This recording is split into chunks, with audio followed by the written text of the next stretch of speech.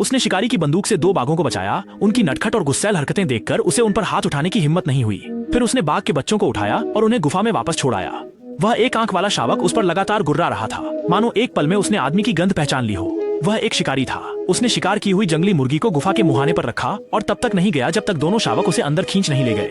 कुछ दिनों बाद वह फिर आया। उस समय गुफा में सिर्फ एक बाघ शावक का शव बचा था और वह एक आंख वाला छोटा बाघ लापता था। कुछ साल बाद पहाड़ों में एक बाघ राजा आया जिसका वजन 900 पाउंड था। वह बहुत चालाक था, आसानी से शिकारियों के जाल से बच निकलता था। उसकी एक खास पहचान थी, उसकी सिर्फ एक आंख थी। छोटे बाघ को बचाने के बाद आदमी ने जल्द ही शिकार छोड़ दिया।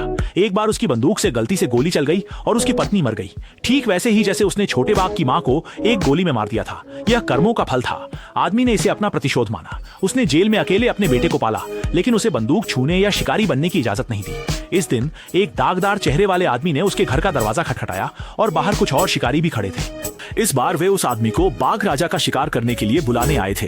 इस विशाल बाघ को जापानी अधिकारी ने देखा था और उसकी खाल के लिए लाखों का इनाम रखा था। बूढ़े व्यक्ति ने उन्हें एक बार फिर मना कर दिया। जब सब चले गए तो बूढ़े ने देखा कि उसका बेटा गायब था। उसका बेटा अपनी बंदूक लिए शिकारियों के साथ था। वह बाघ राजा का शिकार करके इनाम जीतना चाहता था ताकि उसे फिर कभी गरीबी में न जीना पड़े।